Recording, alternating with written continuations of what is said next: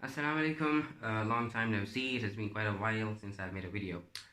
So, today I want to talk about Maqasid Al-Shari'ah, or the main objectives of Sharia. Sharia, for those of you who don't know, is translated as Islamic law.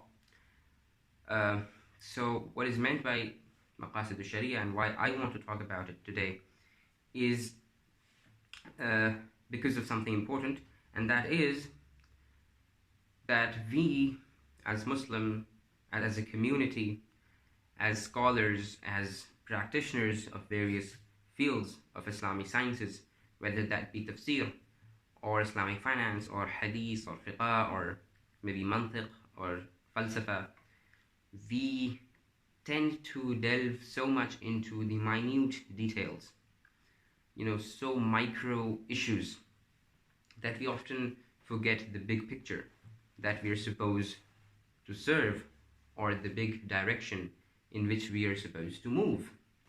For example, if you talk about jurisprudence or Islamic law or fiqh or sharia, when you go into detail, apart from the four schools of thought, Hanafi, Shafi'i, Maliki, and Hanbali, even amongst each one of these schools, there are different sub schools or sub-thought groups. All the Hanafis are not the same. Hanafi from Egypt are very different from Hanafi from the Indian subcontinent. So, so there's sub-categorization amongst these four ulama. And then even two scholars from the same schools of thought, from the same subgroup, can differ.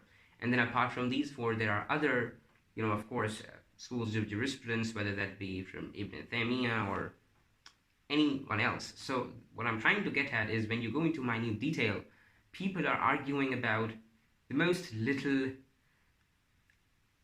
things. Like, I should not call it trivial, because if it's a matter of Sharia, it's not trivial, but it is, I would say, not the wisest thing to do, to focus so much on the little things at the expense of the big picture.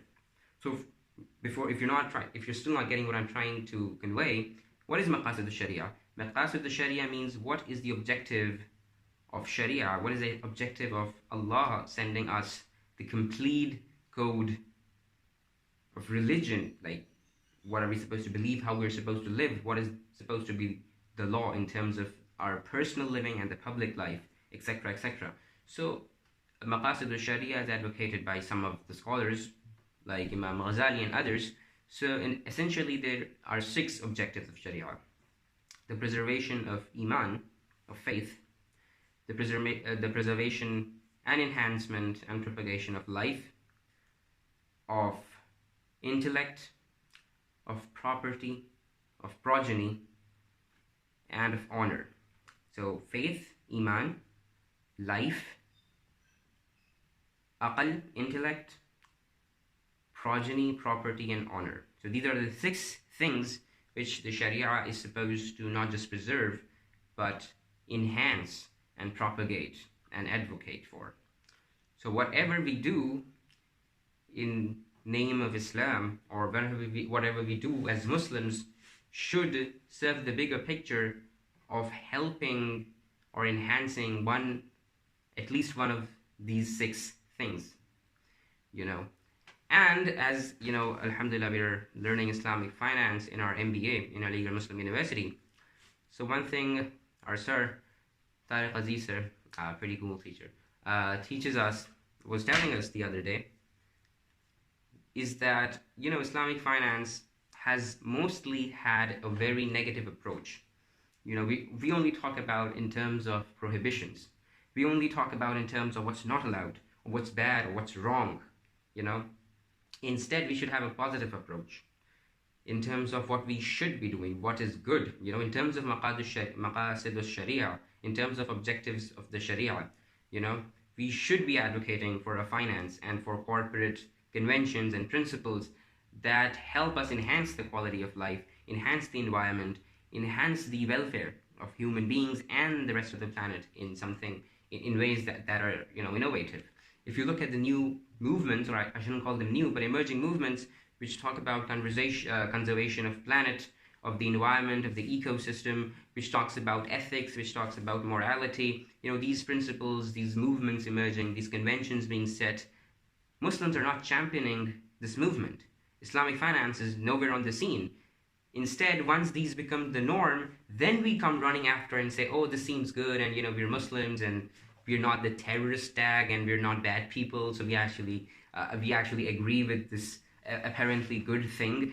That's a very defensive, very negative, very it's an approach which carries with itself a lot of inferiority complex, and a lot of it's just not okay. We as Muslims should be championing human rights and environmental concern and ethics and morality, and we should develop positive approach. It is time we start dictating to the world the norms of goodness, of righteousness, of advancing human life and human intellect.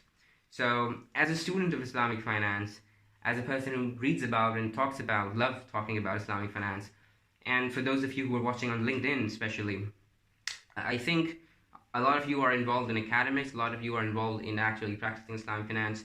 So I would urge you and request you to change your approach and help, spread this word that we need to have a positive approach. We need to start talking about the big picture, the maqasid of our religion.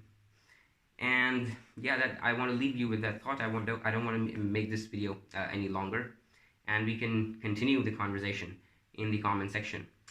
Assalamu alaikum.